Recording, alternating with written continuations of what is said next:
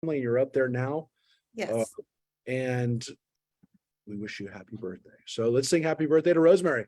Happy birthday to to you. Happy birthday to you. Happy Happy birthday to Rosemary. you. Happy Happy birthday to you. That was as Thank awesome as I you. thought it would be. Birthday to you. That was really what I thought. All right, Rosemary, don't let those birthday greetings affect you in any way, because the intention was to just to sing your happy birthday praises. And again, I know you had a great birthday with your family, so that's I the did. most important thing.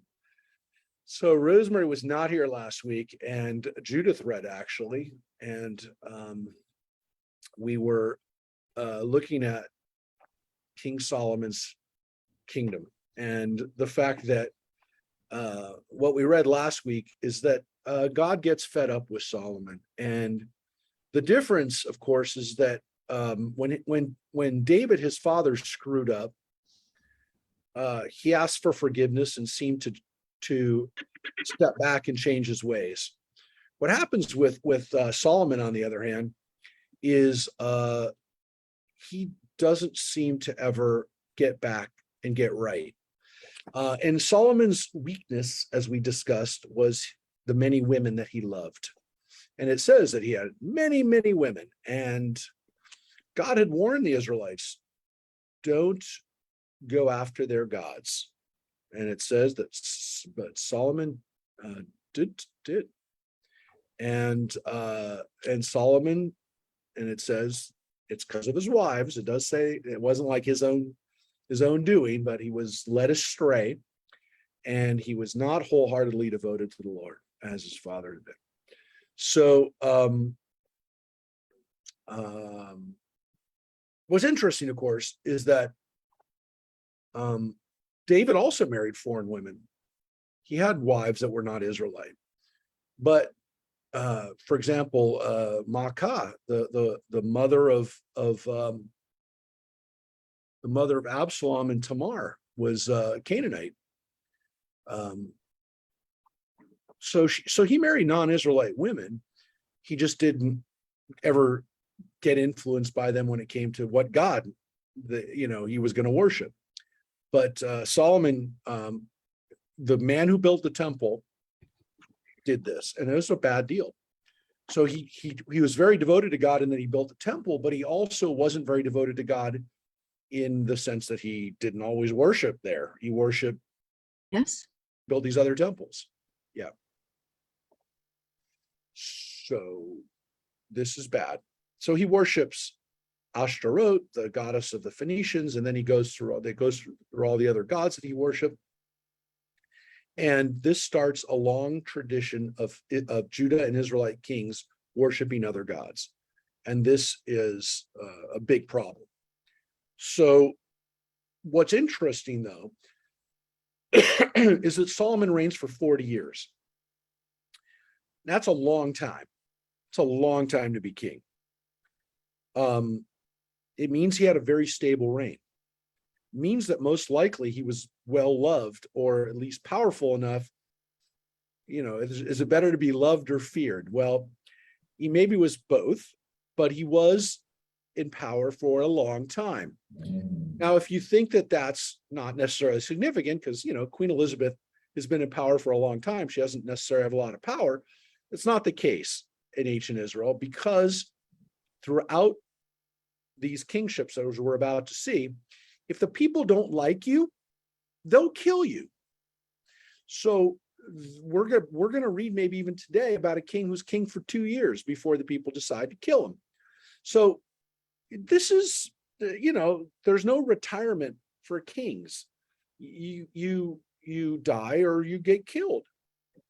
So he ruled for a long time. And so the writers have to recognize that he's not punished with death, but what he is punished with is this this commandment, which says, because you did this, I will tear away the kingdom from you and give it to one of your servants. But for the sake of your father David, I will not do it in your lifetime, but I will tear it away from your son. And I will not, again, I will not tear away the whole kingdom. You'll get to keep your tribe because of David, and you'll still, your descendants will be king over Judah, essentially is what it says. Now, again, both times, for the sake of David, I won't do it in your lifetime, and for the sake of David, I won't do everything. So it's not because of you, but it's because of David. And so then what we read about is the revolts that happen.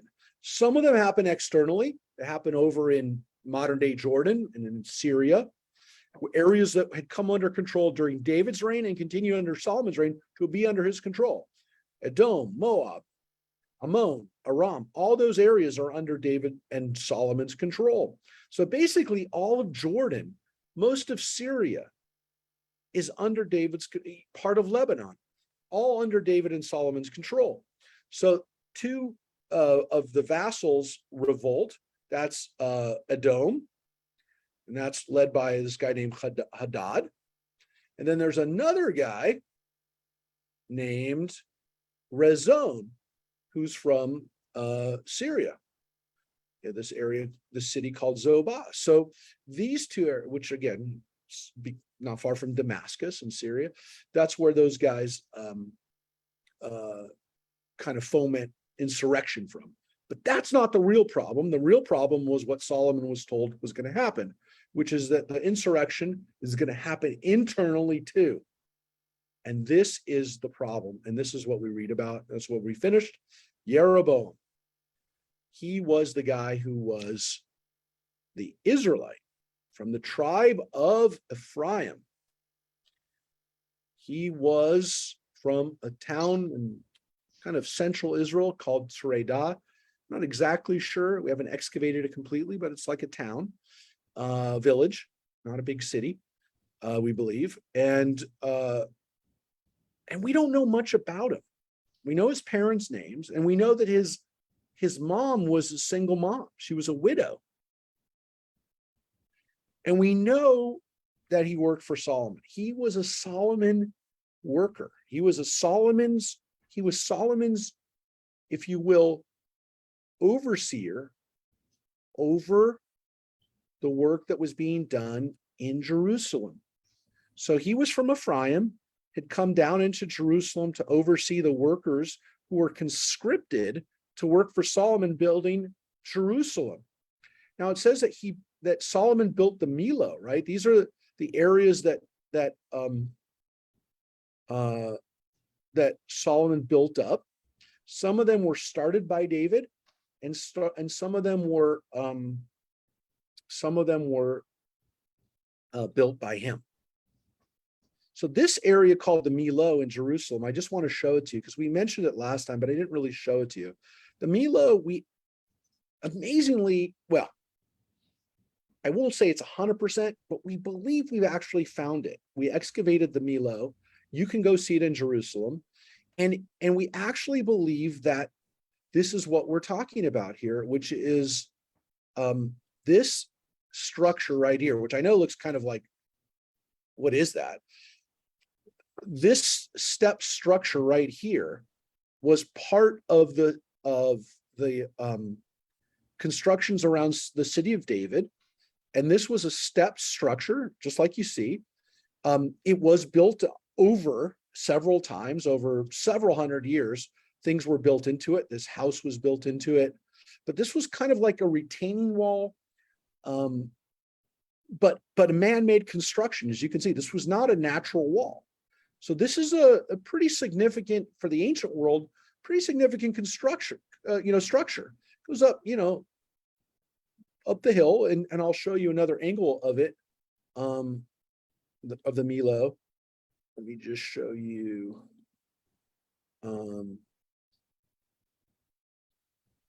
So the Millo is right here. You can see this whole area here is the city of David. So this is the wall of what we call the southern wall. Right here is the western wall. So this big plaza here is where we all congregate. This is the western wall right here. This is the southern wall. And this here is the city of David. And as you can see, there's not a lot of stuff here. This is the main part of Jerusalem. Right here is the new city.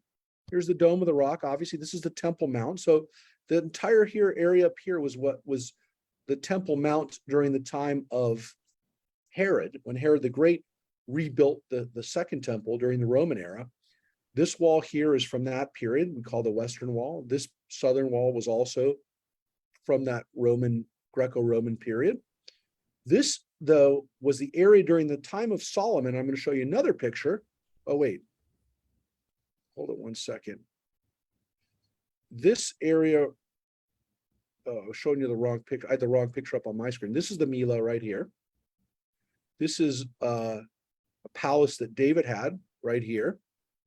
And up here after David's time, this is where the Temple Mount would be built, right here on this hill. Okay, so this is the city of David. Let me show it to you. I meant to show you what it looks like today. So this is what it looks like today, which is why we can excavate it, because this area right here, this is the Temple Mount. So this is looking north. This area is pretty uninhabited. It's not part of the Jerusalem from the Greco-Roman period or from the medieval and up through the modern period. So this is the new city. This is the Temple Mount. This is the southern gate. Sorry, and then this is the western wall right here. So this is what I was trying to show before. So this area is being excavated right now by archaeologists. And this is the Milo right here. Let me show you one other picture. So this kind of, again, gives you an idea of what Jerusalem looked like during the time of King David and King Solomon. So eventually, this one doesn't actually have the Milo. So this would be during King David's time. So this is where King David's palace was, where Solomon and King David lived. And then this is where the temple would be built by Solomon. This area called the Ophel was also just literally the raised area.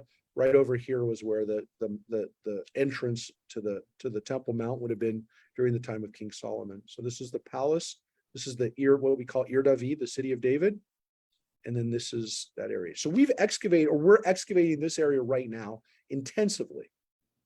A lot of excavations are going on there. Let me show you one other picture. Well, no, I was just going to show you this picture again. So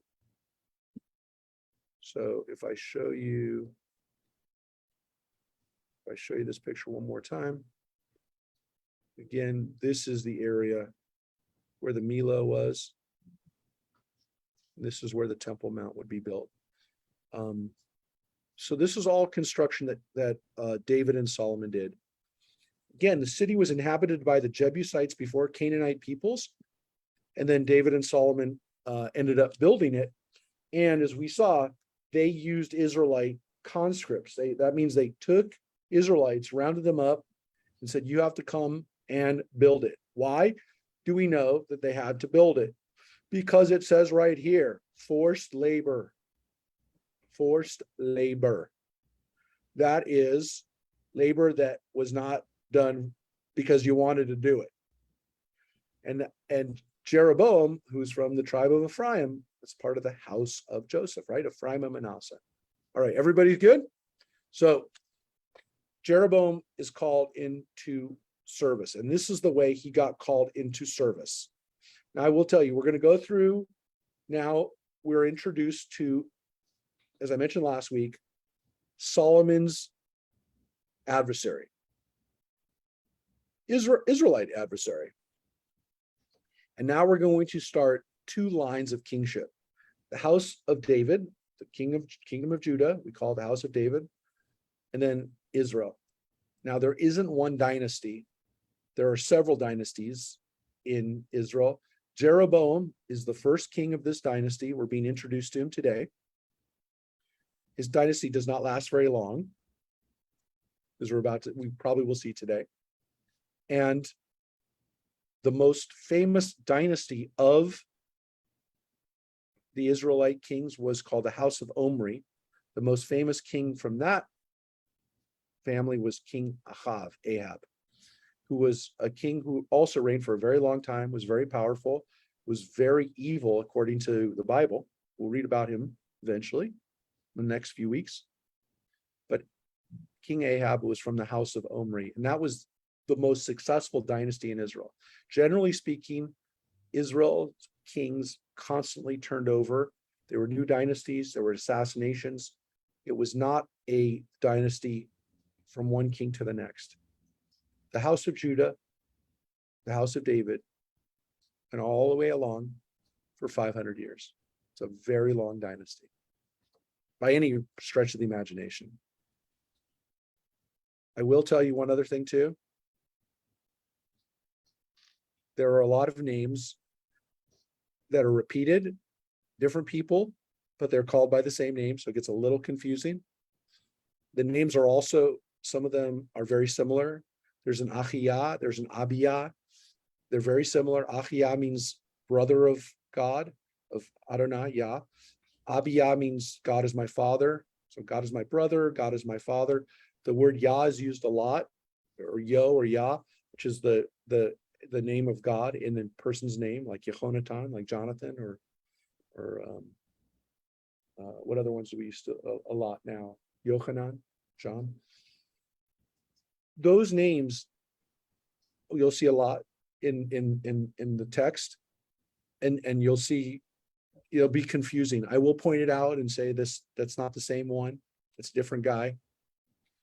But look, it's very confusing when you're talking about British monarchs. I mean, in the last 300 years, every king of England was named either George or Edward, and literally for 300 years, it was Georges and Edwards, and before that, everyone was named either Edward, John, Henry, or Charles or James. I mean, they were all named the same thing. I mean, you just didn't name people certain names. They had other names. They have other names in England, but they called the kings, only had certain names. So it is a little confusing. It's also not uncommon. Most dynasties repeat names. It's just what you do. It's standard practice. When the Maccabees were kings over Israel, back during the Greco-Roman period, and we had Jewish kings again for the last time, they were all named the same thing. There were 5 brothers, right? From the Maccabees. Judah, the most famous, Simon, Eleazar, Yochanan, John, and Jonathan. All the kings that came after were named those 5 names, or Mattityahu, the father. All of the kings were named those 6 names. Every one of the kings for the next about 100 and so years were named at one of those names. Those are only names you could use. So don't be confused, or try not to be too confused or think that this is silly, because that's normal. So we'll take a look at the kingship, and let's read. Rosemary. During that time, Jeroboam went out of Jerusalem, and the prophet Ahijah of Shiloh met him on the way. He had put on a new robe, and when the two were alone in the open country, Ahijah took hold of the new robe he was wearing and tore it into 12 pieces. "Take 10 pieces," he said to Jeroboam, "for thus said the Lord, the God of Israel, I am about to tear the kingdom out of Solomon's hands, and I will give you 10 tribes. But 1 tribe shall remain his, for the sake of my servant David and for the sake of Jerusalem, the city that I have chosen out of all the tribes of Israel." Now, some of you are probably doing the math going, 12 pieces, there's 10 tribes in the north and 1 tribe in the south. Where's the other tribe, right? It's a good question, and it doesn't really say, but I will tell you, it's very simple. There were only 10 tribes that were part of the Northern Confederation. First of all, the Levites, as we know, are spread everywhere, but let's just say the Levites are not part of this. the tribe of Shimon eventually gets completely subsumed by Judah takes it over. Simon is within the tribe of Judah and takes it over. There's another issue too, which is that Benjamin, the tribe of Benjamin, is located within the kingdom of Judah, right? Jerusalem is actually in Benjamin's territory. So these are like the northern tribes, really, these 10 northern tribes, Ephraim, Manasseh, Dan, Asher, Issachar. There will be kings that come from many of those tribes, not all the tribes, but the tribe of Ephraim, very important tribe, tribe of Manasseh, very big, important tribe. And of course, the Levites can never be kings because they're the priests. So there are 10 tribes in the north, and those make up the lost, what will eventually be called the lost tribes. Those are the tribes of the northern kingdom that get exiled. So, Benjamin is part of that, because they were northern enough, but Shimon is gone by this point. So it's probably, again, just more of a statement. And it's a very obviously powerful symbol, which is that, Ahijah tears up his robe and says, this is what God's doing to Solomon's kingdom. And it's a very dramatic lesson for this young Jeroboam. For they have forsaken me. They have worshipped Ashtoreth, the goddess of the Phoenicians, Chemosh, the god of Moab, and Milcom, the god of the Ammonites. They have not walked in my ways or done what is pleasing to me or kept my laws and rules as his father David did.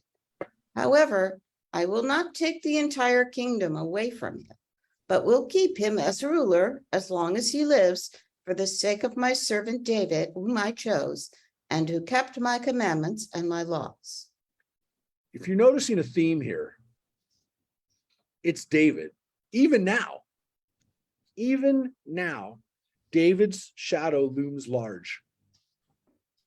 Solomon didn't do what his father David did. I'm not taking away the whole kingdom because of what David did. So David's greatness extends into the future. That's why David is so special, is that, God made him, king, but God made Saul king too. That didn't work out. David did. And even with all of David's faults, all of David's personal problems and all of David's weaknesses, God is still using him as an example, essentially, to follow. Because what we're saying is that David was so good when it came to his relationship with God and keeping commandments and laws that you should be like him so that the kingdom doesn't get taken from you. And this is kind of like, again, the shadow that looms large, and still is why we invoke David today. But I will take the kingship out of the hands of his son and give it to you, the 10 tribes. To his son I will give one tribe, so that there may be a lamp for my servant David forever before me in Jerusalem, the city where I have chosen to establish my name. But you have been chosen by me. Reign wherever you wish, and you shall be king over Israel. Yeah. So Jeroboam is going to get the kingship, and basically he says, you can go anywhere you want to be king. But there's an important little lesson here, little cautionary set of, I don't know if instructions, but a warning. Jerusalem is the city where I've chosen to establish my name. Now, this is going to be critical, because what Jeroboam is going to do is undermine this. And this is a problem. This is a big problem for Jeroboam, which is Jerusalem. As we're about to see, Jeroboam gets to be king, but he doesn't get Jerusalem. And the assumption is that that's still the holy place. Jeroboam doesn't hear that, pay attention to that, but this will be his undoing. But you see it right here. He's going to get one tribe. He gets one area, and that's Jerusalem. That's not the only part of Judah. Judah is bigger than Jerusalem. And as I said, Jerusalem technically isn't even in Judah's territory. But by this point, it's the capital of Judah. Judah's not going anywhere, or Jerusalem's not going anywhere. And you get this little line about Jerusalem. If you heed all that I command you and walk in my ways and do what is right in my sight, keeping my laws and commandments as my servant David did, then I will be with you and I will build for you a lasting dynasty as I did for David. I hereby give Israel to you, and I will chastise David's descendants for that sin, though not forever. So, again, I mean, David. You know, do the right thing, do what David did, and you'll be able to stay in power. I'm not giving up on David's people, on David's family, but you know, you do the right thing and you get a dynasty. Now, remember that we're reading this story from the Judahite perspective. The people that wrote this story are essentially concerned with one thing, which is what happens to the kingdom of Judah, what happens to David's family. It's pretty obvious that we're seeing that even as they're recounting how they go off on the wrong trajectory with Solomon, they're still David. They're still part of David. They're still a dynasty that they care about. It's their dynasty. Of course they care about it. Jerusalem is their hometown. The person who's writing this lives in Jerusalem, is probably a priest in Jerusalem, wants the Jerusalem temple to continue forever and ever and ever, no matter what. So that's probably, again, you have to keep in mind, where do these stories come from? Well, some of them were written by the people who lived through them. I mean, I believe that. We don't know for sure. We do know that they had other books that they consulted for these stories, these records. How do we know? Because we're about to read it. We're about to read it. There's another book, actually more than one book, but there's a book we're about to read that we don't have. The Bible says we quoted this book. Then there's another possibility is that these stories are written much long after, or at least parts of these stories, not the whole story, but that some of these stories are written after the fact, many hundreds of years later, by people who are trying to explain how this happened, how this kingdom fell apart. Not completely, and again, not forever, which is why it says not forever, meaning you made a mistake, but maybe we'll fix it. Now, here's the question. How does Solomon react to what's happening?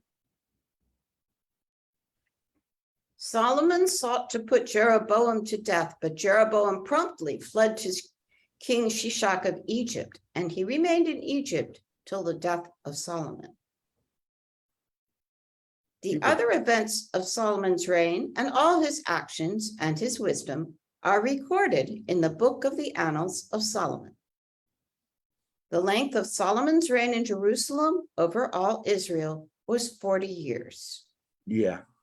So that's the book, the Divrei Shlomo, Sefer Divrei Shlomo. This was the book of the account, the story of Shlomo, of Solomon. That's a book we don't have. We don't have it.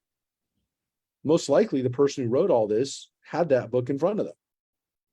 And they said, look, I didn't write everything in that book. If you want to know other details, go look at that book. Now, unfortunately, we can't look at that book. So that's kind of frustrating. We'd like to know what was in that book. We'd like to know what was the original source that he wrote from, right? What was the book that he consulted, and what did he pick and choose? And how did he tell the story? Now, assumedly, if there's a book called the Annals of Solomon, and he knows the book is out there and he's referencing the book, then probably he's not changing the story completely. It's safe to say that if he's referencing the book, he's not referencing a book that you can look at and it's telling a whole different story. But there's definitely a viewpoint, a perspective on this book, and he's giving it to you. Look, Solomon reigns for 40 years. He's able to stay in power. He stays in power at least partly, as we saw, by making sure that nobody revolts against him, because Solomon is going to kill Jeroboam. And Jeroboam flees to Egypt and stays there until he dies. So Solomon is able to stay in power and keep his kingdom together until he dies. But the understanding is the revolt started before he died. How do we know that? Because he tried to kill Jeroboam. So his kingdom was falling apart before he died. This happened with Achiah the prophet taking Jeroboam on this little walk, tearing up that happened while Solomon was alive, which means people were not happy with Solomon while he was alive. Otherwise, Jeroboam wouldn't have to go to Egypt to get away from Solomon. Of course, it tells us that the king of Egypt, who was an ally of Solomon, who had married one of his daughters to Solomon, still has no issue taking one of Solomon's rivals into his own house and taking care of him, as we read he did with the other external people, like Hadad. So Pharaoh will, like any great leader, try to keep all his options open. We're going to keep all of our options open. Keep all those relationships so that you never know when you need them. It's a great lesson in politics. You don't close off any of those relationships. So that is what happens during Solomon's own life. But he lives 40 years, which reigns for, doesn't live 40, he reigns for 40 years. It's a long time to be king. The length of Solomon's reign in Jerusalem over all Israel was 40 years. Solomon slept with his fathers and was buried in the city of his father David, and his son Rehoboam succeeded him as king. That's it. That's all it says about his death. Sleeping with your fathers, buried in Jerusalem, in the part of the city that his father built up, and that his son Rehoboam succeeded him as king. Now, it's a very interesting death because it's nothing like the deathbed scene that we saw of his father, where, again, David calls Solomon, tells him who he's got to kill, what he's got to do, how he's got to be a good king, all that kind of stuff. We don't get any of that in Solomon's deathbed. We don't hear anything about him. And it's noticeable partly because of what we saw with David. It's also noticeable because he does reign for 40 years. It's also noticeable because his sons don't seem to fight to see who's going to be king, which happened with David, right? Solomon only becomes king because all the other brothers kill each other and disqualify themselves from being king. Doesn't seem to happen with Rehoboam. It seems like Rehoboam was heir apparent. Pretty simple. We don't know that for sure, but there isn't anything, any understanding that wasn't the case. He dies, his son Rehoboam becomes king. Pretty simple. So we don't get any of that story. We also don't get any real love for Solomon when he dies. Doesn't say that people mourned or wept. Doesn't say that they, doesn't say that there's no king like him ever again. It's not the same death scene as we had for David, but it is a death scene where the guy dies in peace, it seems like. But again, he didn't do what was right. So on one hand, it's almost like they're saying, well, his punishment's going to be what happens to him after he dies, but he got to live a long, healthy, stable life. Those are the facts. Can't argue with it. And that's the way the chapter ends. He dies. and Jeroboam becomes king. Rehoboam, sorry, becomes king. So it's a little confusing because Rehoboam and Jeroboam sound similar. Rehavam, which means to expand the nation, Rehavam, and Yeravam both have the same word am in them. So they do end with the word boam, or in this case, am, sounds similar. But the word am is the same, the am part, which means nation, right? People or nation. But they mean different things. Yeravam means like to contend with or to strive for, to represent.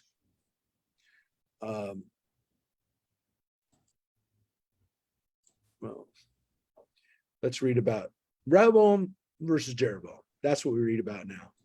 The rivalry between these two guys. Who comes out ahead? Who the Bible's rooting for? It's interesting because the Bible doesn't seem to be rooting for either one. That's the interesting thing. You got two kings now that are going to be on the scene. You decide for yourself if anybody's being rooted for here in the Bible.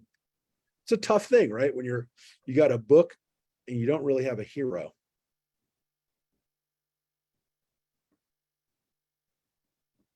Rehoboam went to Shechem, for all Israel had come to Shechem to acclaim him as king. Jeroboam, son of Nebat, learned of it while he was still in Egypt, for Jeroboam had fled from King Solomon and had settled in Egypt. They sent for him, and Jeroboam and all the assembly of Israel came and spoke to Rehoboam as follows: Your father made our yoke heavy.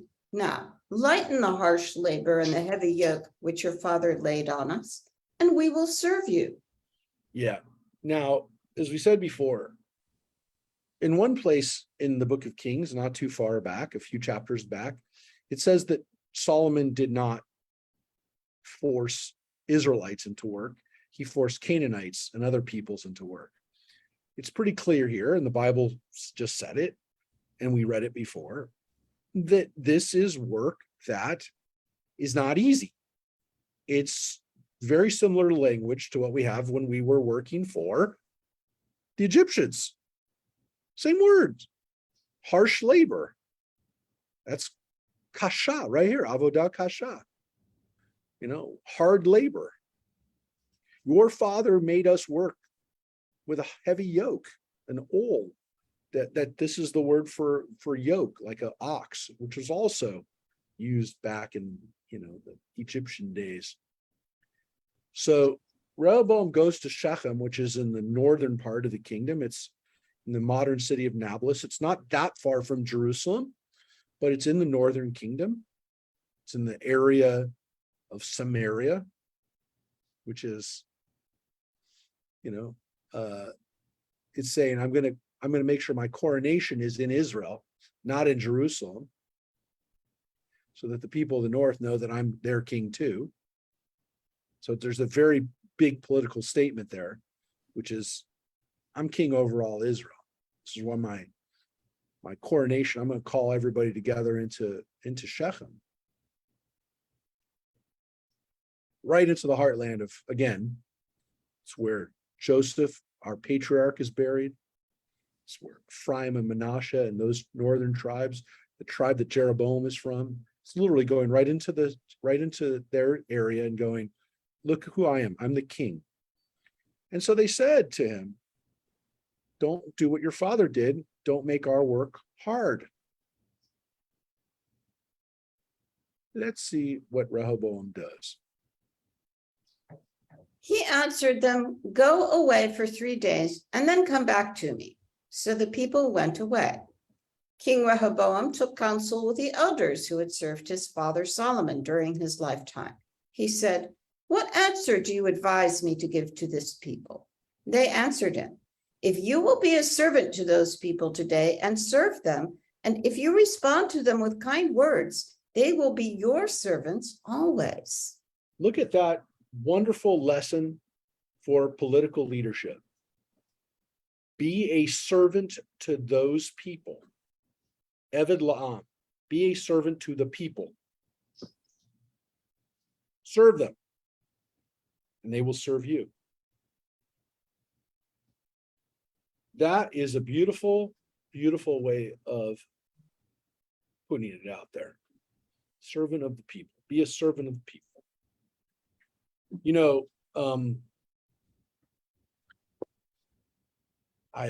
if I ever have a chance to talk to him, I'll ask him the question. But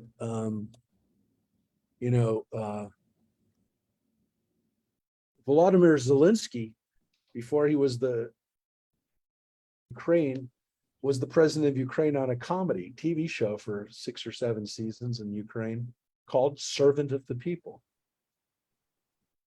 where he plays a teacher who winds up becoming the president of Ukraine and tries to do away with corruption. And that's what it's called, Servant of the People.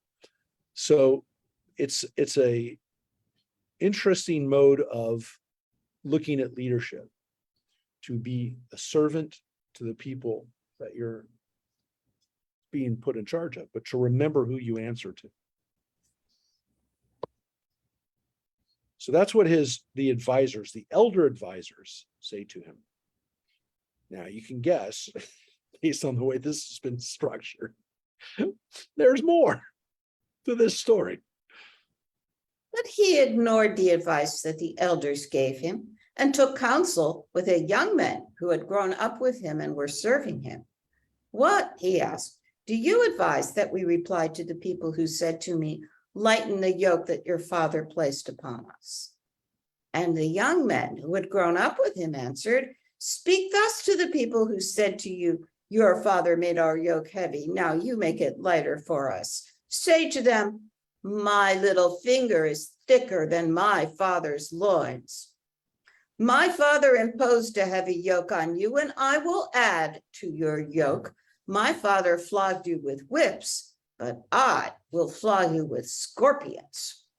This is a very famous scene in the story of Rehoboam and the story of the kings. This is where things go off the rails. And again, this is being told from the standpoint of people in Judah. So just understand that this isn't like the people don't have a reason to come to his side. Assumedly, these are people who live in, Judah, want the kingdom of David, the kingdom of Judah be successful. And they're honestly reporting what happened here, which is this guy's an idiot. And he's talking like Pharaoh. He's literally talking like Pharaoh. When Pharaoh says to the people, when Moses comes to Pharaoh the first time and says, let my people go, remember? Pharaoh says, you know what? You think it was bad before? You had to build these cities, now go out and make the bricks. That's what he basically said to them. He said, it's going to be worse. You came to me to ask for help.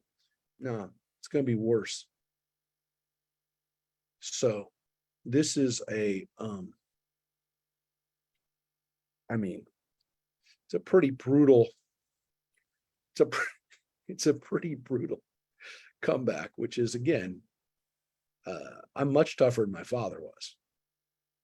My father's a pussycat compared to me.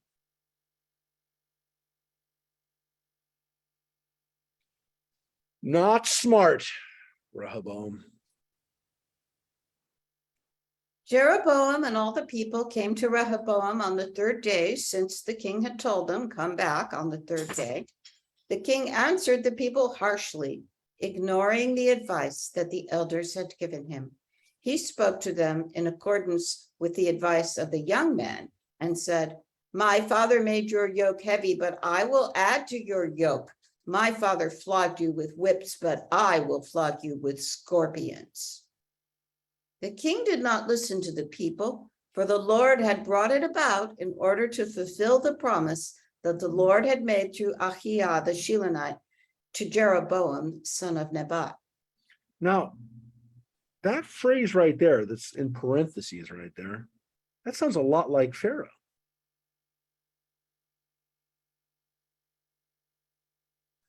Because it's almost as saying that this was all part of God's plan Rehoboam's going to listen to these young, these young advisors, these kids, because he's just playing out what has got to play out, which is very much like Pharaoh's heart being hardened, which we've been reading about on Wednesdays, the last few sessions. We've been reading about the plagues.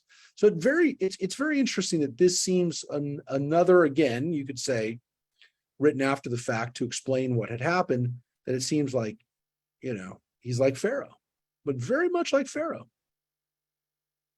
The Lord brought it about. That's what it says. Now, again, it's just, you could say it's one way of looking at it. When somebody does something so stupid that you're like, this defies logic, it defies all rational thought, it defies like any type of common sense, it must be God doing it, because how could someone be so stupid?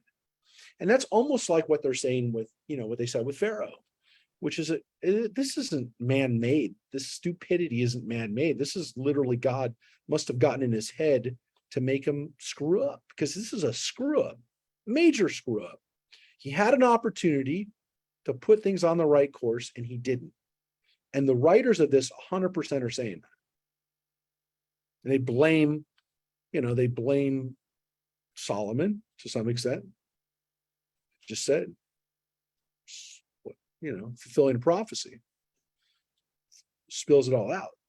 It's all coming off of there. But it also, again, if you will, is explaining how they wound up with the thing that they did, which is a split kingdom.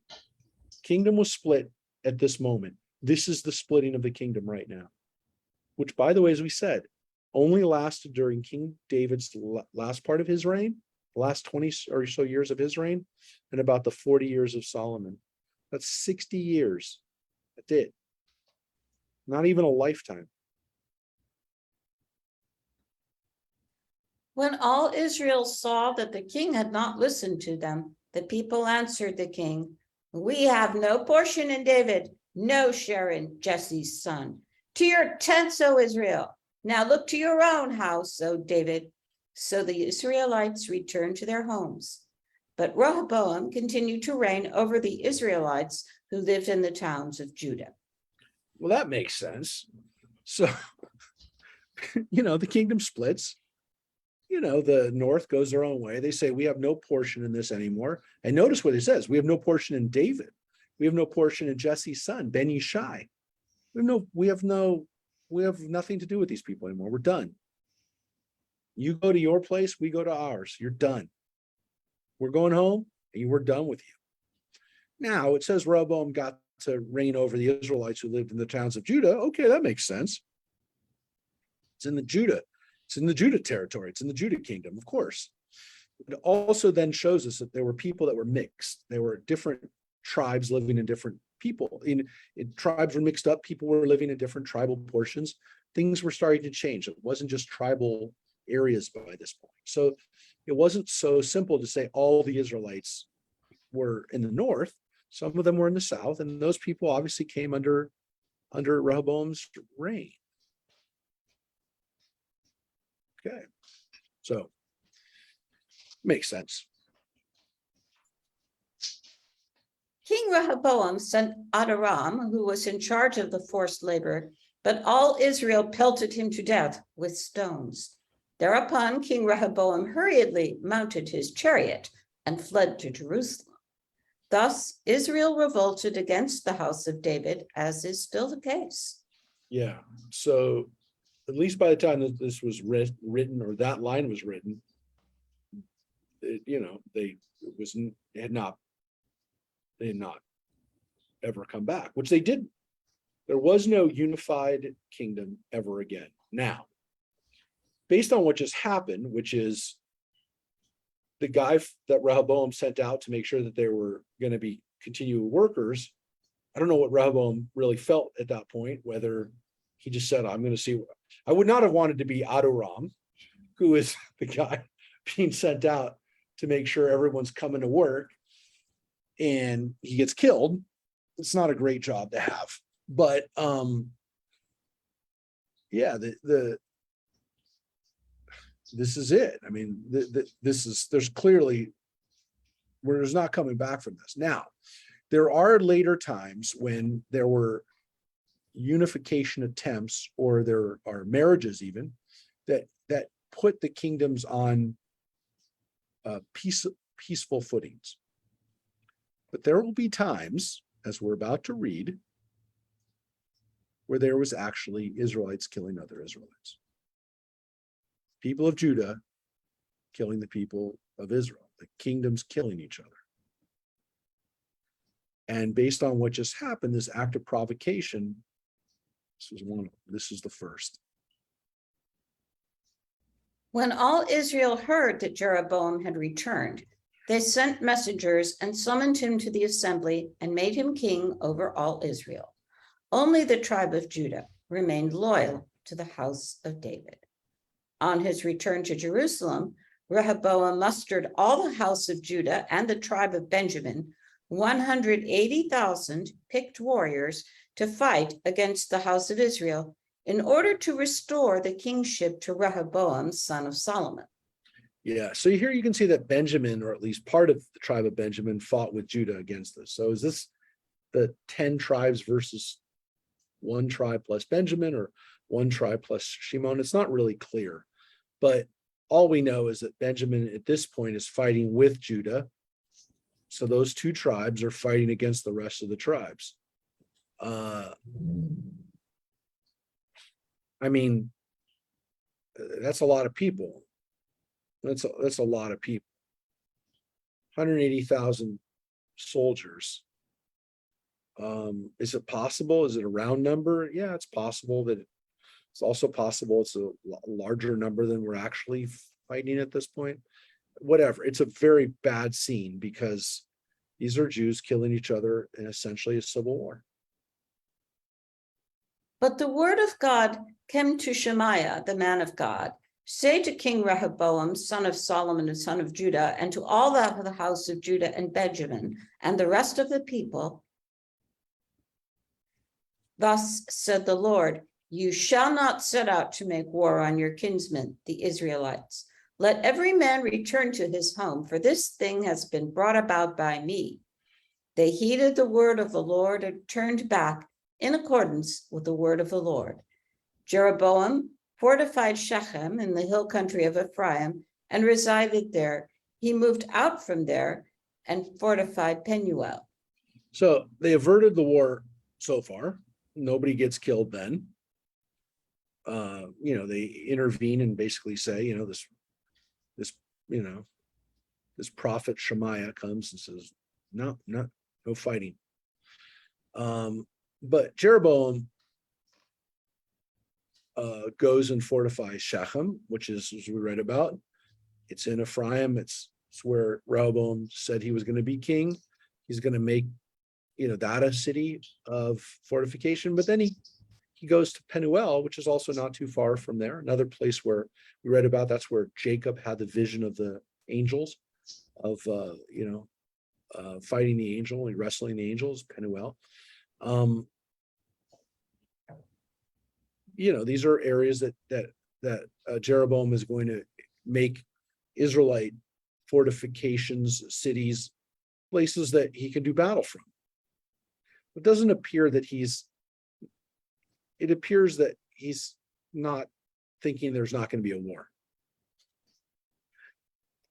Jeroboam said to himself, now the kingdom may well return to the house of David.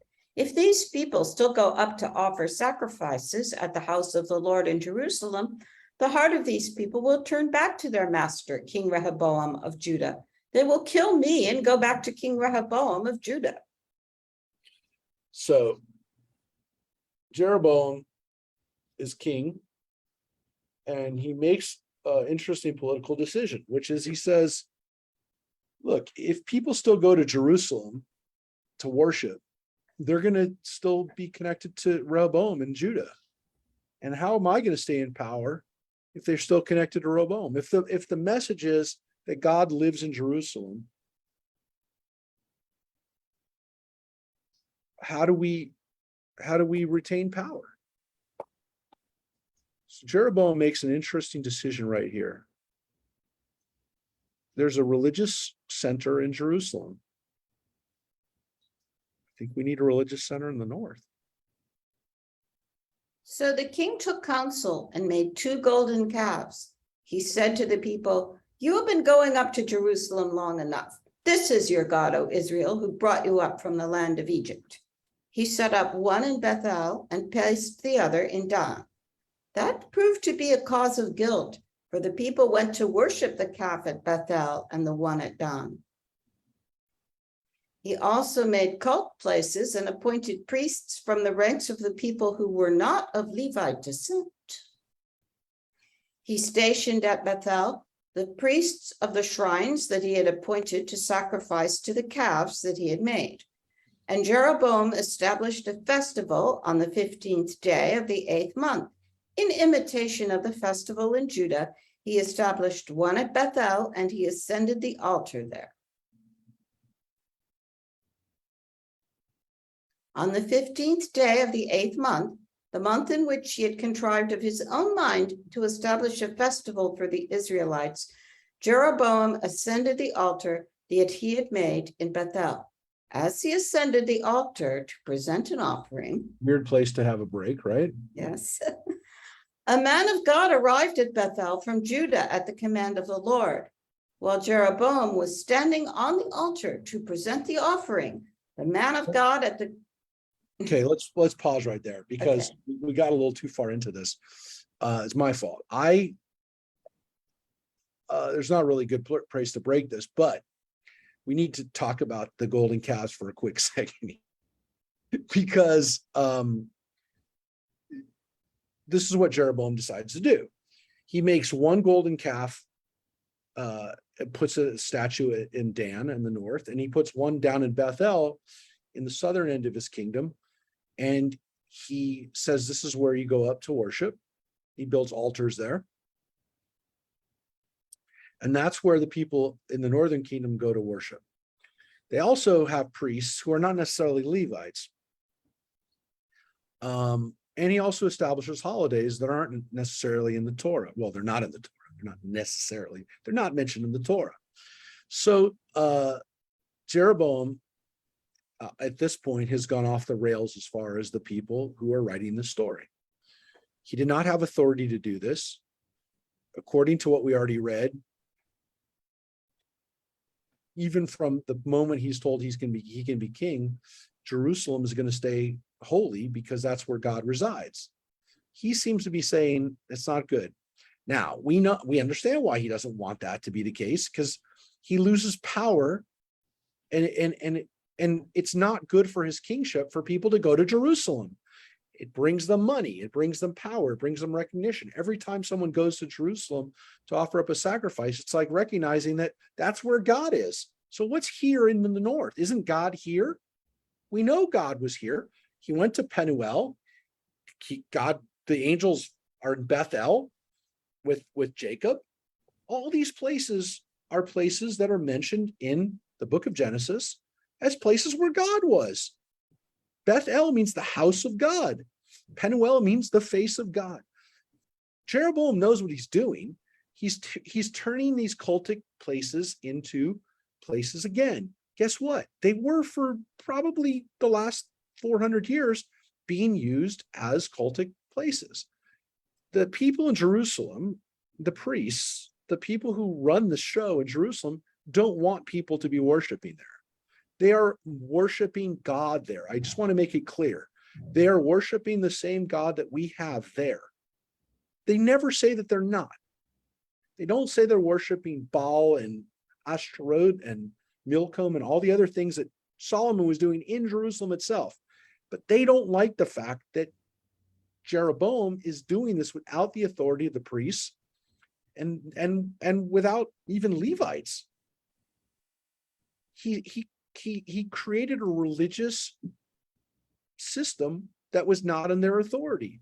Look, folks, the people that wrote this were those priests from Jerusalem. Of course they didn't like it. They really, really didn't like it. They hated what Jeroboam did. Now, there you got a problem because God made him king. They recognize that. They've already said that. But Jeroboam has just done something which for them is like the worst possible thing he could do. He makes these calves, and the calves themselves present a wonderful opportunity for him to do this political religious statement, which is that God extends from one side of my kingdom to the other. God is in Dan and God is in Bethel, and makes like a rainbow of God over my kingdom. It's a very smart thing to do. You can have a kingdom which has a holy site in Jerusalem, which is, a city, or you could say God's all over my kingdom. God's over here, God's over there, God's everywhere in my kingdom. That's what he did. It's difficult for us to say today, by our vantage point, where we don't have a centralized religious authority, that what he did was really that bad. For the Jerusalem priests, what he did was about as bad as you can be while still worshiping God. But from a religious standpoint, a big, big, big, big problem. Now, let's talk about for a minute what's going on here, which is, what are these statues? Now, you're going to say, well, how could these people build a golden calf when they knew that a golden calf was exactly what their ancestors built at Mount Sinai that made God so upset in the first place? Guess what, folks? Somebody want to tell me what the issue is here?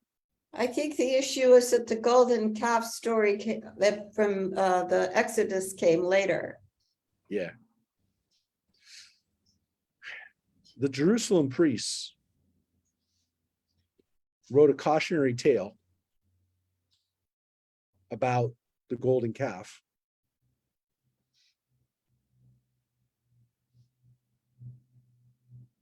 in the book of Exodus. And I will show you kind of how we know that. When Aaron builds the golden calf, here's the line. He took the gold, right? The people, well, first let's see what they said. The people saw Moses was long coming down. Come, let us make a god for that fellow Moses. We do not know what has happened to him. And Aaron says, take the gold, takes the gold, pours it in, makes the golden calf. And then he says these words. This is your God, O Israel, who brought you out of the land of Egypt.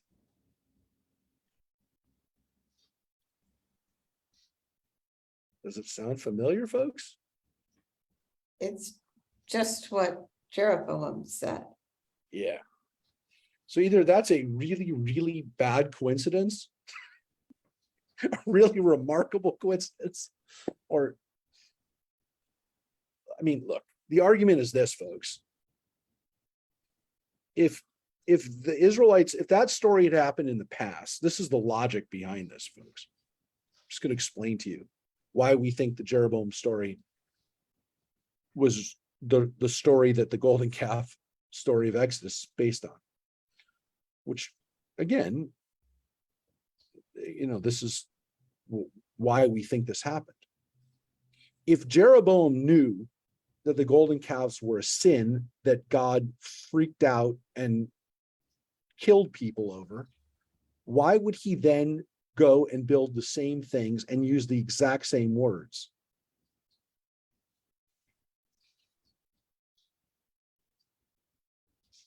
It's a polemic against what Jeroboam did, the line from Exodus. It's reminding us that Jeroboam was a really bad guy, and he basically, that kind of mentality is going to get you in trouble. So, Jeroboam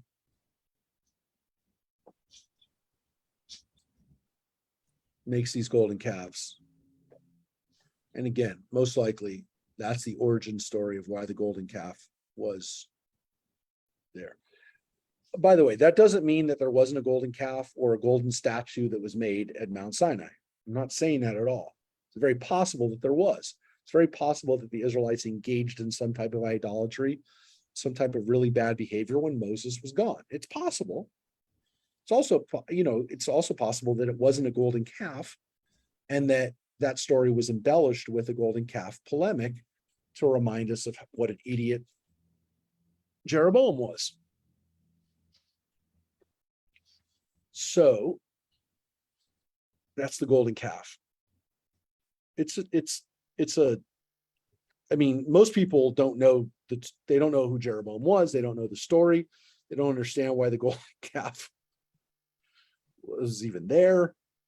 But now that you know this story, every time you read the golden calf story, you can't not think about this. It's impossible to unknow this. The problem is most people don't know the Jeroboam story, so they don't know that the golden calf was actually Jeroboam's problem. But Jeroboam clearly does not see the golden calf as a god. That's the important thing. Because what he does by building two calves is not saying, he can't say this is your God. He's basically saying whatever was on top of the calves is your God. Now, did he imagine that God is over the kingdom and that you have to picture it in your mind? Okay, but the calf is not God. Can't be. Because it represents what's on top of the calf, which is God, which is why it doesn't say these are your gods. The text gives it away that he didn't think the calf was a god. He was saying whatever's on top of the calf, from one end of the kingdom to the other, your God that's sitting over you, protecting you, was the God that brought you out of Egypt. And it's important that he's not saying it's a different God. This is the God of Exodus. This is the God that took us out of Egypt. This is the God that we've been worshiping for the last several hundred years here in the land of Israel, and all the way back to Jacob and Abraham, and this is our God. And it's over our whole kingdom. But of course, this is going to really, really upset the people in Jerusalem. So here's what happens when this man of God appears at Bethel. Now remember, this guy is from Bethel, from Judah, and he goes to Bethel because God told him to. And Jeroboam is on the altar doing the sacrifices, and here's what he says. While Jeroboam was standing on the altar to present the offering, the man of God, at the command of the Lord, cried out against the altar. "O altar, altar, thus said the Lord, a son shall be born to the house of David, Josiah by name, and he shall slaughter upon you the priests of the shrines who bring offerings upon you, and human bones shall be burned upon you." Now that's a very specific prophecy. It's a very, very specific prophecy. Now, Josiah will not be king for another 300 years. What's interesting about Josiah, and it might be a clue to when this was written, Josiah was responsible for religious reforms that once again put Jerusalem at the center of Israelite worship. He lived after the northern tribes had been exiled and destroyed by the Assyrians, first 722. They take away the kingdom and leave the south bloodied, but still in charge. King Hezekiah. Josiah is his grandson, great-grandson.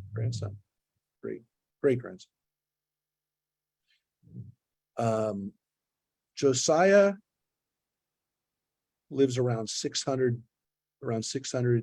BCE. And Josiah is a really, really, really good king. We call his reforms the Josianic reforms because he makes the Jerusalem priests in charge. He makes sure no other sacrifices are being done anywhere else in Israel. He tears down all these other altars. Any altar he can, he tears down. And he tries to get at least his kingdom, the kingdom of Judah, which is the only kingdom left at that time that's a Jewish kingdom. But he tries to get all the Jews in the area to do the right thing by God, which is don't worship other gods, go to Jerusalem, keep the Torah. And we actually believe, the theory is that the book of Deuteronomy was written during King Josiah's time, that King Josiah literally kind of reformats the Torah in Moses's words in the book we call the book of Deuteronomy.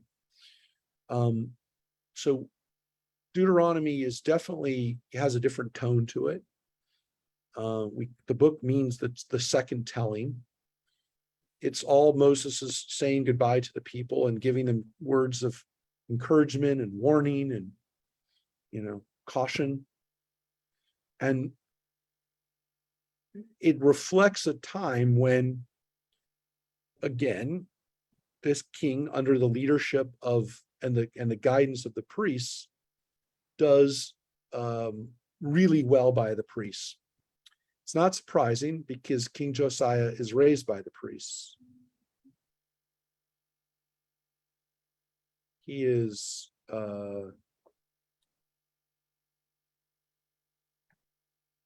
he's a young guy when he becomes king, and the priests raise him and guide him, and he is very devoted to the priests.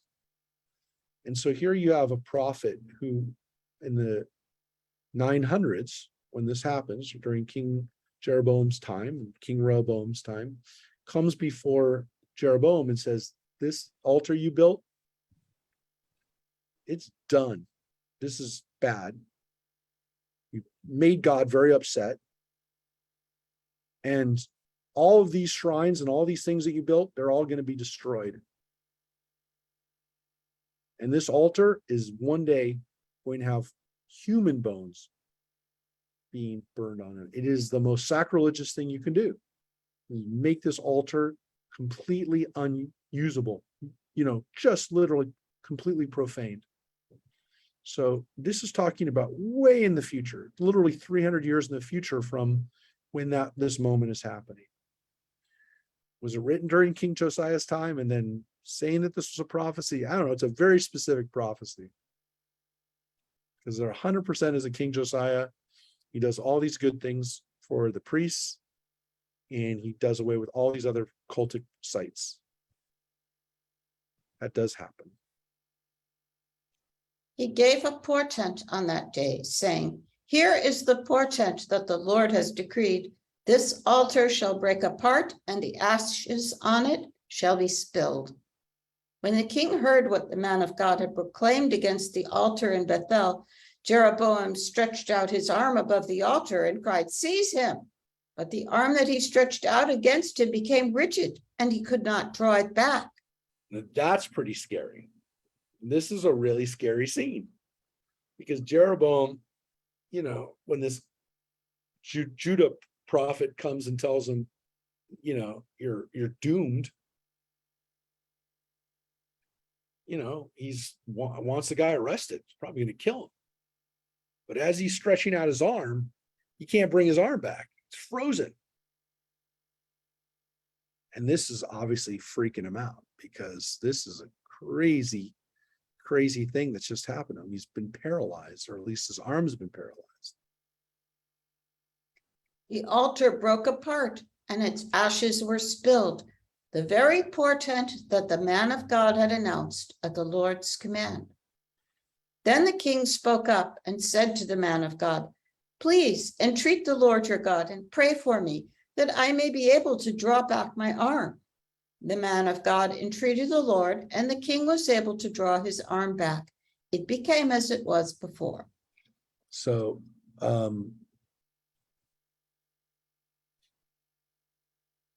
he gets restored.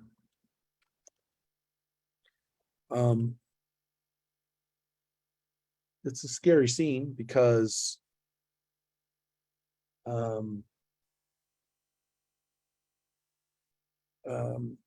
this altar, breaks, and everybody gets scared, and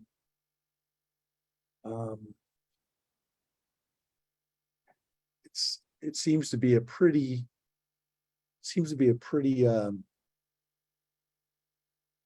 scary moment for Jeroboam and for the people there. What's interesting is that whatever happened to that altar, it continues to be used. They fix it. They're not going to stop using it. And what's really interesting is, and some people probably know what I'm about to show you, the other altar in Dan, we've actually excavated. We know where it is. This is Tel Dan. We've been here before. We've taken groups here to this. You can actually see, and again, it's not, this is the reconstruction of what it would look like. The metal, this is the outline of it, because it's been destroyed. I mean, it was taken down. The altar was destroyed, but we actually have the altar. This is what it looked like. This was the altar, and this is the area around it, you know. So this is what So where was the calf? We don't know. I mean, we're not exactly sure where the calf was, but somewhere in this cultic area would have been where the golden calf was. But here's the altar. We found the outline of the altar. It was excavated in modern day Israel. What's interesting about it is that we don't have the altar in Jerusalem. It's kind of ironic. We have the altar of Dan, not the one in Bethel. We haven't found that one. I haven't excavated that. But this one we've actually found. Yeah. So understand that we've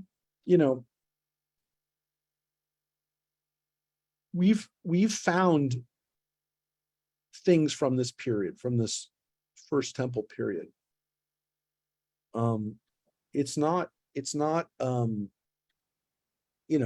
Doesn't say King David, King Solomon on it. It doesn't say Rehoboam or Jeroboam on it, but the stuff has been excavated. I mean, it's like, okay, there's people who argue that this, that we don't know that these people really existed. The first people that we have extra biblical references to are about 100 years after this, 60, 70 years.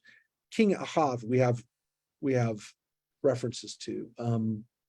King Yehu of Judah, we have references to in the Mesha stele. We have references to some of these later kings of David and the kings of Israel, Judah and Israel. We know that but we don't have an excavation of something we can say this was King David's or King Solomon's. So, people have argued about this for, at least a century of excavations. How do we know for sure that David and Solomon lived? I mean, there's still people who they fight over this. I mean, there are minimalists and maximalists. People who, the minimalists believe that we don't know even David and Solomon are legendary figures. They're not necessarily real, like King Arthur. There's other maximalists who basically say, look, we excavate with a Bible and we try to see what we can see if the Bible can be our guide. And the minimalists laugh at that and say you're trying to prove a book that is a religious book, and you have the wrong. That's not the science. That's not a scientific model or method. To excavating and to science, which archaeology is a science. But look, the reality is that we've excavated and we found lots of things that back up the stories that, it turns out we didn't know where the Milo was. We found this area. The Milo looks like we found the Milo. I mean, most archaeologists agree that that's what it was.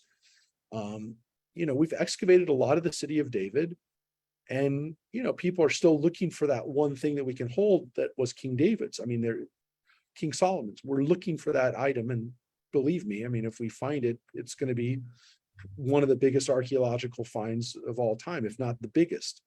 But, we found a lot of stuff from this period. And so for people to continue to say, well, it's made up stuff, I mean, we're pretty close. We're pretty close to to having something from David and Solomon's time. So I think most responsible biblical scholars are not minimalists, and there are a lot who aren't maximalists. Probably most people feel they're in the spectrum on where this is. Look, I mean, there's places and points where people go, did this really happen? Did this guy's arm really get stuck and couldn't move it? I mean, I don't know what to tell you other than people believe that this happened.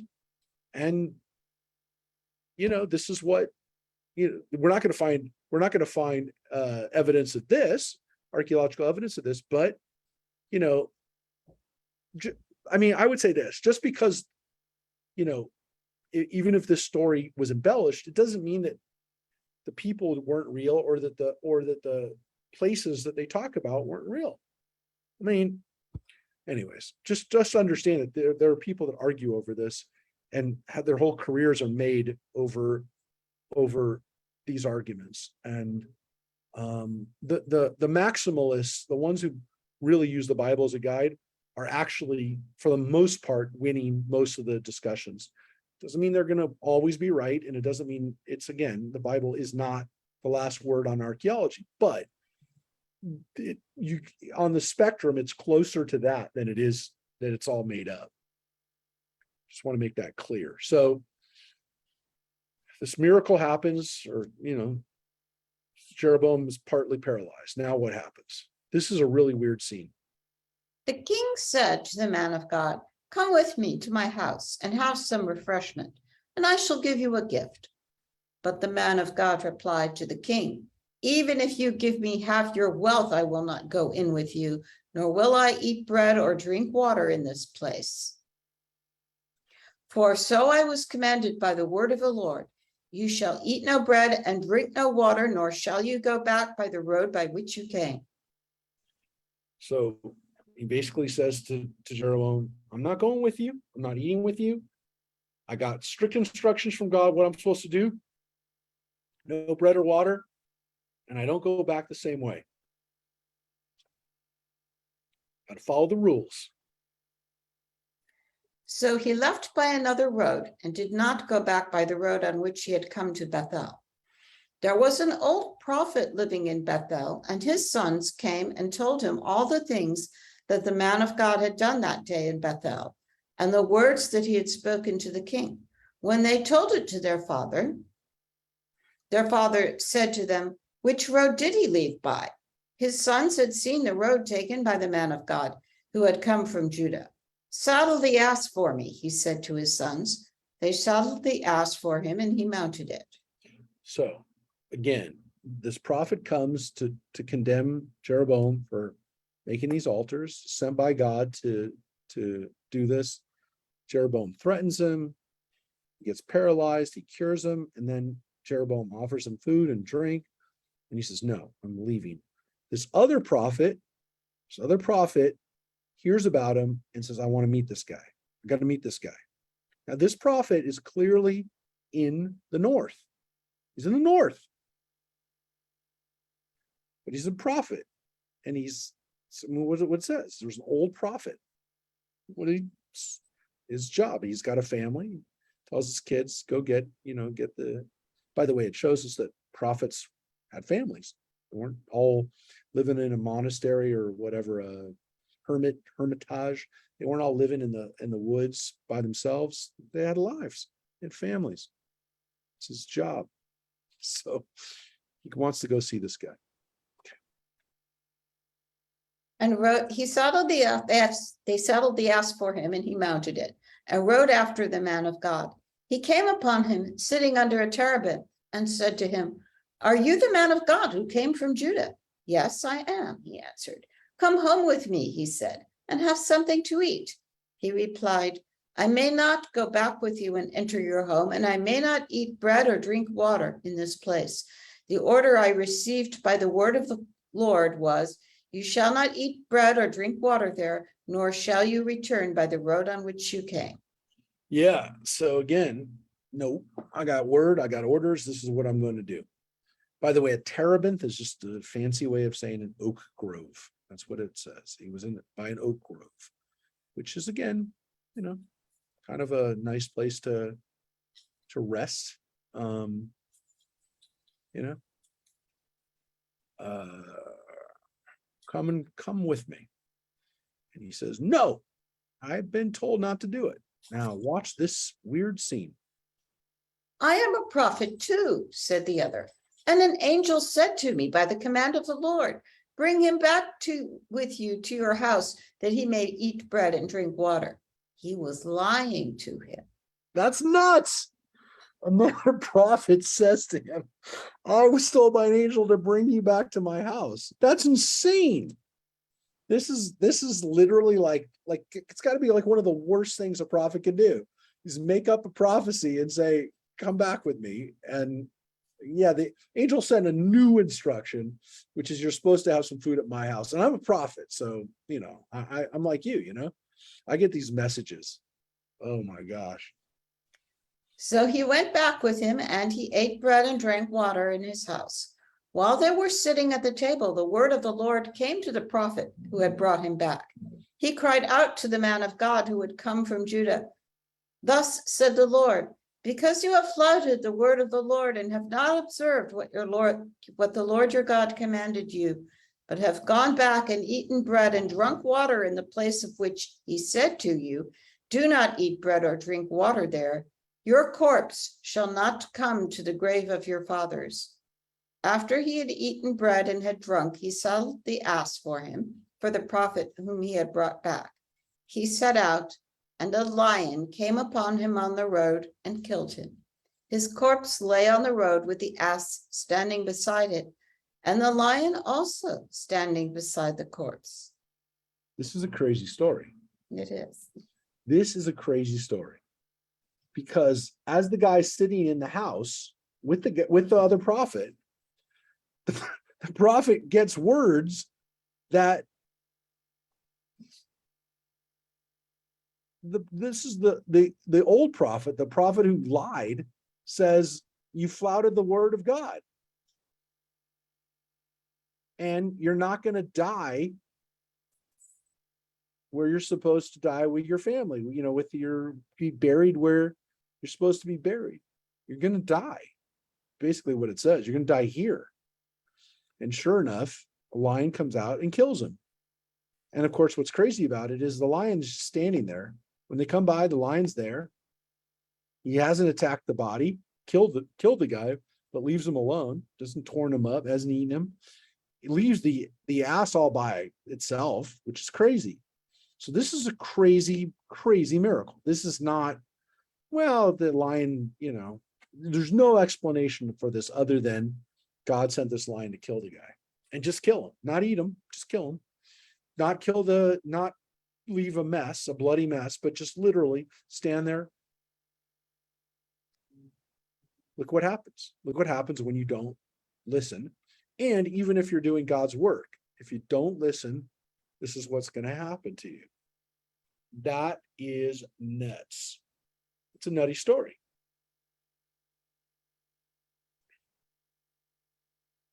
Some men who passed by saw the corpse lying on the road and the lion standing beside the corpse. They went and told it in the town where the old prophet lived. And when the prophet who had brought him back from the road heard it, he said, that is the man of God who flouted the Lord's command. The Lord gave him over to the lion, which mauled him and killed him in accordance with the word that the Lord had spoken to him. Yeah, after you lied to him and told him to come in your house and eat. That's nuts. This is what the guy's saying, oh yeah, I know that guy. That's the guy who came and I just fed him. I mean, this is insane. And that's the lion. The lion did it and killed him.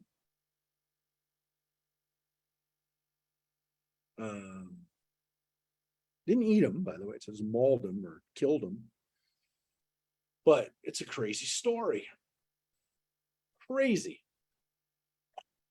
So this is the guy who brought the news. Jeroboam is now dead. And here's what happens. He said to his sons, saddle the ass for me, and they did so. He set out and found the corpse lying on the road with the ass and the lion standing beside the corpse. The lion had not eaten the corpse, nor had it mauled the ass. The prophet lifted up the corpse of the man of God, laid it on the ass, and brought it back. It was brought to the town of the old prophet for lamentation and burial. He laid the corpse in his own burial place, and they lamented over it. Alas, my brother! After burying him, he said to his sons, when I die, bury me in the grave where the man of God lies buried. Lay my bones beside his. For what he announced by the word of the Lord against the altar in Bethel and against all the cult places in the towns of Samaria shall surely come true. Okay, that's the story. By the way, that's it. That's the end of the story.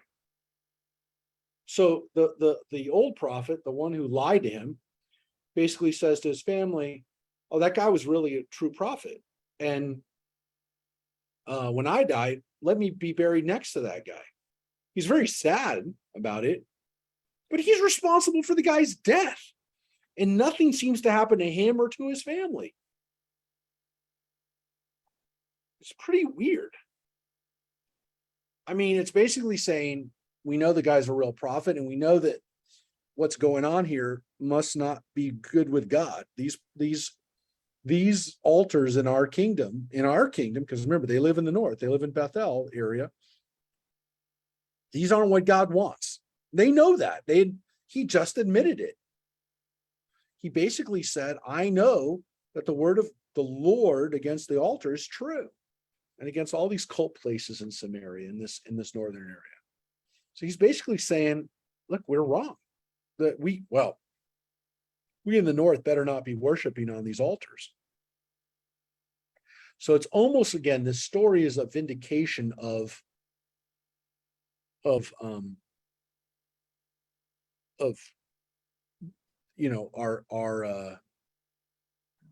hatred for the northern cultic sites. Folks, why is this important? This is actually, at least for the authors of the Book of Kings and the tellers of these stories,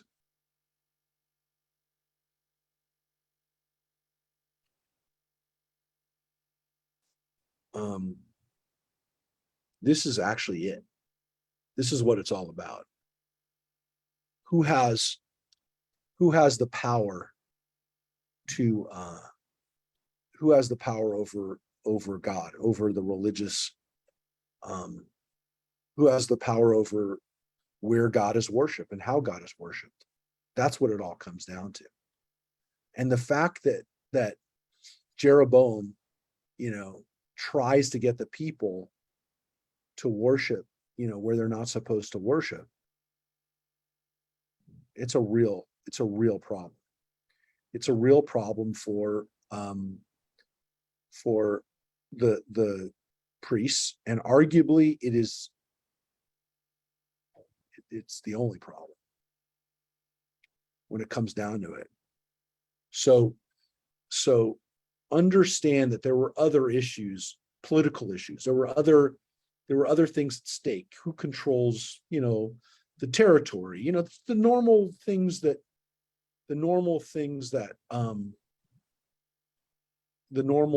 happen. And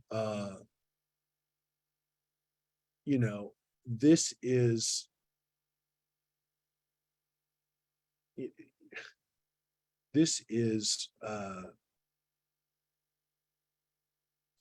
within the Bible, maybe the biggest, I would say it's the biggest issue, which is Jerusalem a place where we can worship God or not? And it gets obscured by the stories of the people. It gets obscured by David and Goliath, and it gets obscured by all of the stories in the Book of Kings and in Samuel. But really, what's at stake here, and it even is in the first 5 books, it's in Genesis through Deuteronomy, and especially, again, over and over again in the book of Deuteronomy. There's one place you can worship God, and one place only. Because Deuteronomy is filled with the message, you have one place you can worship God, and it's with the priests, it's with the Kohanim, it's with the priests, the sons of Aaron, and that's it. Don't worship other places, don't make other holidays. Don't find other hills and altars to worship God. Even if you're worshiping God, don't do it anywhere but Jerusalem. Now, Deuteronomy doesn't say Jerusalem. It says, in the place where I will establish my name. Over and over again, Deuteronomy says, in the place that I will establish my name. Because again, it's Moses saying the words to the people. But this is a real big issue. This is, I would argue again, the biggest issue, which is who's really in charge of God, who controls the holy city, and who controls or that there's only one holy city, and therefore who speaks on behalf of God, which are the priests. And we're reading a book that was edited and most of it written by priests, the priests of Jerusalem. So that is why this is such a big issue. And again, it gets obscured, and we sometimes forget that that's the issue behind all of this. But it's really the issue behind all of it. All right, we're going to read a little bit. Even after this incident, Jeroboam did not turn back from his evil way, but kept on appointing priests for the shrines from the ranks of the people. He ordained as priests of the shrines any who so desired. Thereby, the house of Jeroboam incurred guilt to their utter annihilation from the face of the earth. So you understand? I mean, this is, if you're a priest, what Jeroboam is doing is taking away your power. And he's, again, by our standards and by the way that we understand God and the way we understand that God is everywhere and there's no temple, one temple, every synagogue is a place for God. Every place is a place for God. Every church is a place every place is a place for God. We don't look at it like there's only one place and there's only one way to do things when it comes to God. I mean, most of us are pretty open to the fact that, God can be experienced different ways by different people, and we're okay with that. Most of us, not all of us, I know. But speaking on behalf of myself, I don't believe that I am the holder of all sacred truth. I don't believe, again, that there's only one place where God can be accessed. The people who wrote this did. And this was their livelihood. This was their job. This was their money. This was their whole existence. If you pull this away from them, there's nothing else for them to do. And they wrote the book. This is their book. So it doesn't surprise us that we have a line like this, which is to the utter annihilation from the face of the earth. It's like, wipe him out completely. Jeroboam is terrible, terrible. He couldn't have been that terrible. God chose him to be king. But for the priests, all right, we're almost done. We're going to read a little bit more. At that time, Abijah, a son of Jeroboam, fell sick.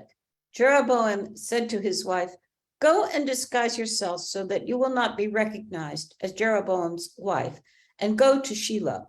The prophet Ahijah lives there, the one who predicted that I would be king over this people."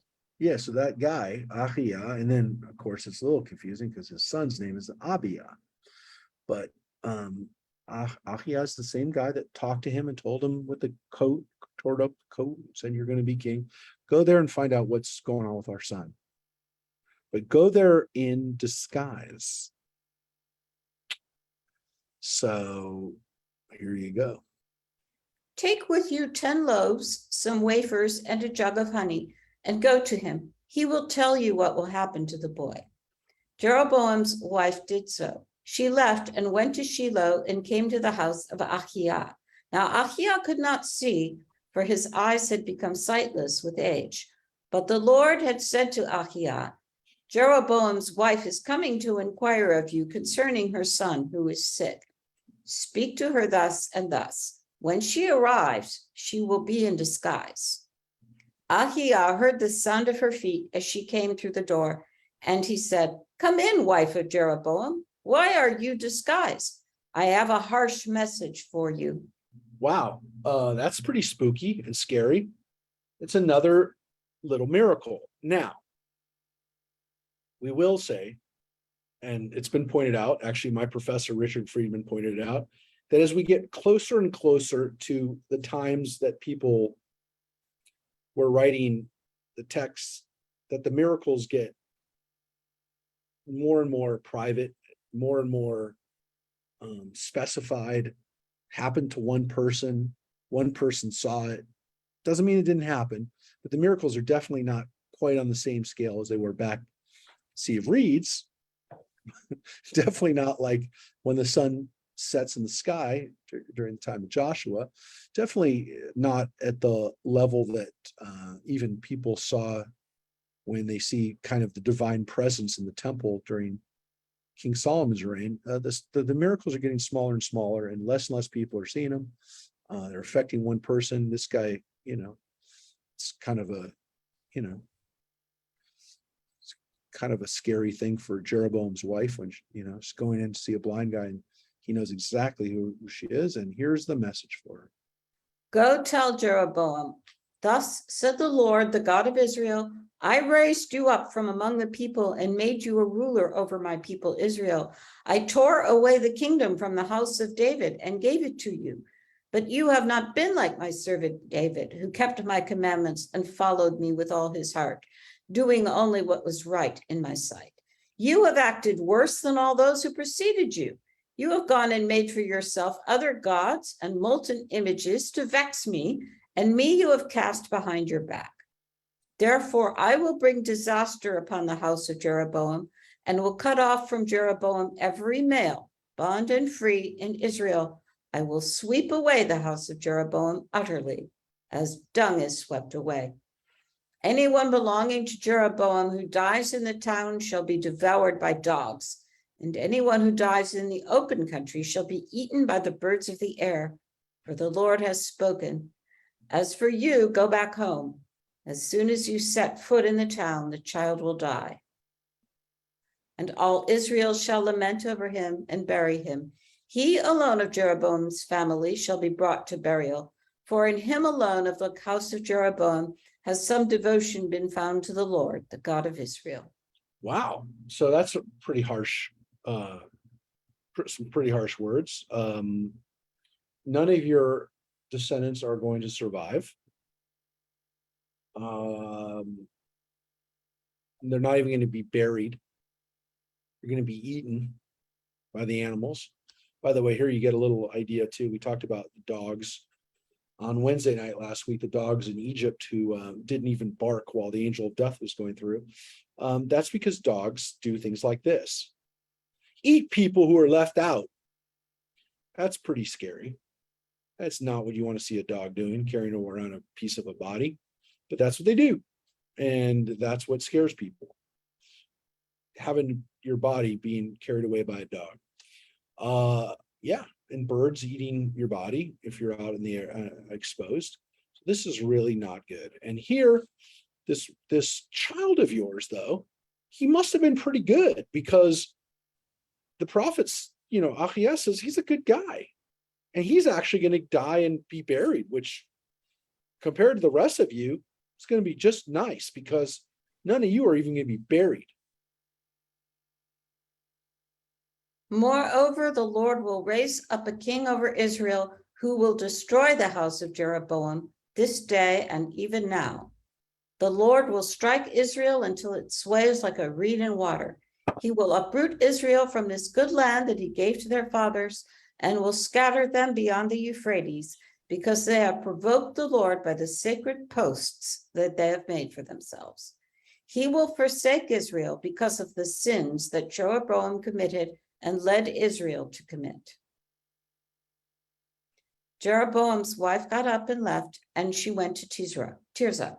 As soon as she stepped over the threshold of her house, the child died. They buried him, and all Israel lamented over him, in accordance with the word that the Lord had spoken through his servant, the prophet Achiah.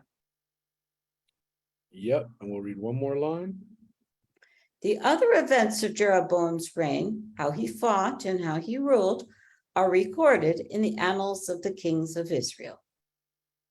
Jeroboam reigned 22 years, then he slept with his fathers, and his son Nadab succeeded him as king. Yeah. Now, Jeroboam reigns for 22 years over the time that King Rehoboam was also reigning. So Rehoboam reigned longer than him. But that's a fairly long time to be king. And then his son Nadab succeeded him. Now, I will tell you that we haven't read about the actual fight between Israel and Judah yet. We didn't get to that. But trust me when I'm telling you that it's there.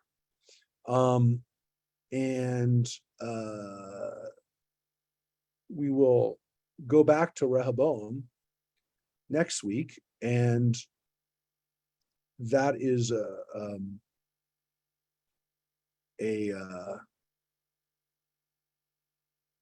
let's just let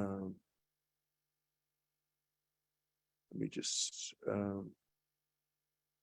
go to, we have a few more verses to finish chapter 14, and then we're going to read chapter 15 and we're going to read it about the next kings. You can see that by the time Jeroboam's son dies, he's living in a place called Tirzah, which is another city that he fortified, that he made in the north for himself. One of the things that happens in the northern kingdom is that you don't, for the first years, for the first part of the Israelite kingship, you don't have a main city. And it seems like the tribes in the north were still trying to figure out where their political center was. Eventually, during the time of King Ahav, he does build a kingdom in Samaria, and it becomes the royal kingdom, and it's where his family will rule out of. And he builds, according to the Bible, a beautiful palace there. We've actually excavated that palace in Samaria. It hasn't been excavated as probably as much as we'd like, but it's an interesting reflection of what the Israelite kingdom, when it finally had some stability, looked like. We do know that, again, the version of the events we have was not written by the people of Israel. It was written by the kingdom of Judah. There is a separate book that we just read about, which is the Annals of the Kings of Israel. So they had a chronicle, and so did the kingdom in Judah. We have a separate book called the Book of Chronicles, which parallels these stories. And they actually say things in the book that we don't have. Like there are things in Chronicles that we don't have in the Book of Kings, which means that those sources used others. The Chronicles used other sources or quoted parts of the books of the Annals that the Book of Kings didn't use. So it's interesting that there was more to this story. The story we have is told with a certain perspective, and it's really told with the perspective, again, of the people of Jerusalem, the priests of Jerusalem, who want to make sure that nobody ever forgets that Jerusalem is the place we're supposed to go to. There's definitely history in it. I'm not saying that there's not. We just read some stories. We read a little bit about these individuals, and there are kernels of stories there. But the real basis for this over and over again is don't worship other gods, don't worship anywhere but Jerusalem, and don't make other people priests who aren't the people who are the sons of Aaron. Us, we're the ones who are the only people allowed to be priests. So that. Remember, we're not getting the whole history. We're getting a history that some people wanted us to. We're getting the part and the agenda of what those people wanted us to have, which is, we have to understand that we don't have the more historical version of the story. There was, and by the way, every history has an agenda. It's just that this isn't even there is not even a question of what the agenda is because it's repeated over and over and over again. And it's the organizing feature to it is not talking about, history. I want to give you historical facts, but I want to teach you why Jerusalem is so important and why the priests are so important. Because there's an agenda to every history book, every college textbook, every American history textbook you could buy. Any book you buy has an agenda to it. Every single one of them does. It's just sometimes it's very obvious and sometimes it's very political. And in this case, it is very obvious and it's very political. So just keep that in mind and just understand that when you're wishing that you got more to the story, yeah, we do, but that wasn't the intention. The person who wrote this book didn't want you to read this for the historical reason. They wanted you to read it for the religious message. They basically told you, if you want to know the history, if you want to know more of the names, if you want to know about the battles, if you want to know the real history, go read it in the other book or the other books, which I wish we could do. I really wish I had those books. Like a lot of people who love history, I wish we had those books, but we don't. So we have what we have. We have this book, and we also have Chronicles, by the way, too. So we have 2 books, but I wish we had more. And I wish we had more time, but we're out of time, folks. And I want to thank Rosemary, our birthday girl, for reading. And again, thank you everybody for being on. And thank you, Rosemary, for being there to read. Thank you for your being in birthday class. time. From, are you in San Jose? Yes, well, Campbell. From Campbell. Greetings to you and to everybody else, wherever you are, near and far. And we'll see. We will be in Temple Beth and me next week. If you want to be virtual or in person, we'll be there next week. Take care, everybody. Bye, everybody. Bye. Bye-bye.